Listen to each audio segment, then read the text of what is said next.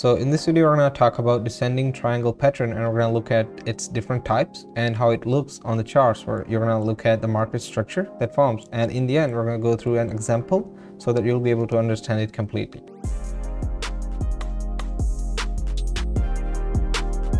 Hey guys, welcome back. So in this video, we're going to talk about the descending triangle pattern. Okay, so first of all, we need to understand what is descending triangle pattern. And descending triangle pattern is a pattern that forms on the charts that resembles the triangle. In this chart pattern, you can see here that there is a drawing of a descending triangle pattern, and there are two types of this pattern. The first one is descending triangle pattern, in which it acts as a trend continuation pattern, and in the second type it acts as a reversal pattern. So the only difference between these two is that in a continuation pattern, it acts as a continuation confluence for a trend. Let's say if the trend prior to the formation of this triangle pattern is bearish, and after that the descending triangle pattern forms, then the trend after that will also remain bearish. And in this case here, in the case of reversal, the prior trend before the formation of this descending triangle pattern will be in the bullish direction, and after the formation of this descending triangle pattern, the bearish trend will start. So these are two types. Now let's look at how it looks on the charts. So if we zoom in, here you can see that in descending triangle pattern, you can see the swings or the waves forming, in which the waves are getting smaller and smaller as the market proceeds. So here you can see the first wave is the biggest one, then the second wave is smaller than the previous wave, the first wave, and then third and fourth are smaller than the previous waves as well.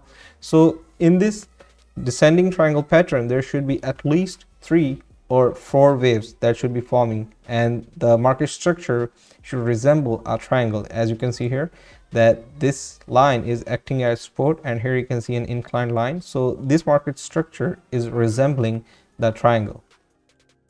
Now let's talk about how do you trade this pattern. Okay, so in order to trade this pattern, what you need to do is you need to wait for the market or to break out this support line. Okay, and when this market breaks this support line, after that it might give a little bit retracement, or it will keep moving in the bearish direction. So your entry would be in this region here, and in order to decide what should be your take profit, what we need to do is that, and the profit for this descending triangle pattern is the number of pips that are there in the first wave. Okay, because the first wave is the biggest one, so the number of pips that are in the first wave will act as our target. Okay, so here you can see you can measure the number of pips in the first wave, that is the biggest wave, and then that would act as your target point or target take profit level here.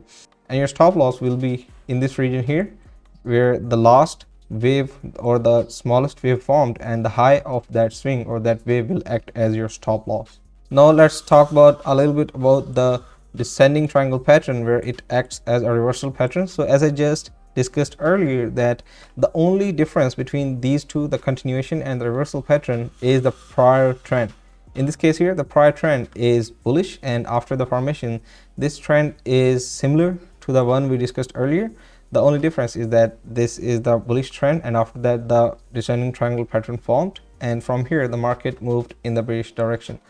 So the entry in this descending triangle pattern is very critical, because here you can see there can be multiple possibilities for entry. So in order to trade successfully and get the maximum out of this descending triangle pattern, what you should do is, as soon as the market breaks this support line, you should wait for a confirmation. Okay, and that confirmation or the confluence can be any candlestick pattern, or you can also pay close attention if the candle that is breaking this support line is an impulsive candle and is a big candle, then that also means that now the market is going to move in the bearish direction.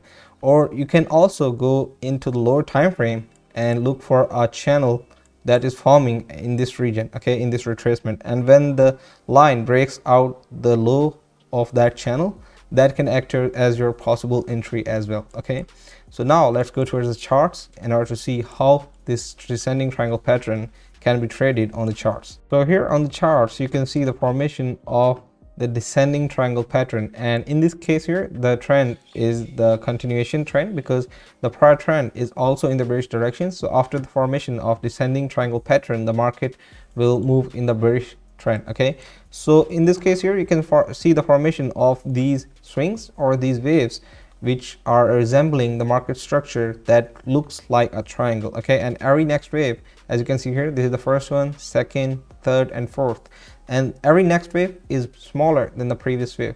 So this is a valid descending triangle pattern, and here our stop loss, as I discussed earlier, would be the high of the last swing. Okay, and our take profit would be the number of pips that are in the first wave. Okay, so from high to low.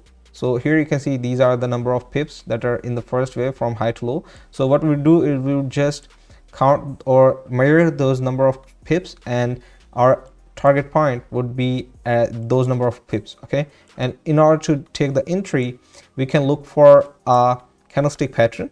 Okay, after that trend breaks, after the market breaks out that support zone, or we can also look for any key level in the past. So here you can see that, so if you pay close attention, you can see that the candle that is breaking this support line is a big bearish candle, which is an impulsive candle. So this is a confirmation that now the market has successfully broken this support, and now it's going to move in the bearish direction, as you can see here. And after breaking this support, the market moved in order to hit this take profit or the target point. Another thing you can do in order to increase the risk to reward ratio, because here you can see the risk to reward ratio is only 1.8. So in order to increase the risk to reward ratio, what you can do is you can optimize your strategy, and you can use other technical tools that are available, like you can use the Fibonacci tool or any other technical tools that are available in order to increase your risk to reward. So let me just repeat what we have discussed in this video so far.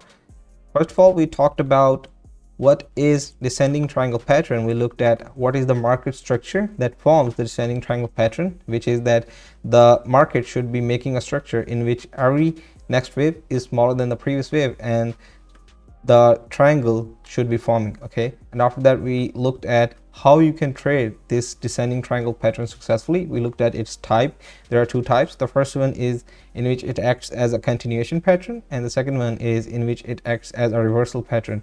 In continuation pattern, the prior trend is bearish, and then this chart pattern forms, and after that the bearish trend continues. In the reversal pattern, what happens is the prior trend to the formation of this descending triangle pattern is bullish, and after the formation of this descending triangle pattern, the market moves in the bearish trend. And in the end, we looked at the example to see how you can successfully trade the descending triangle pattern.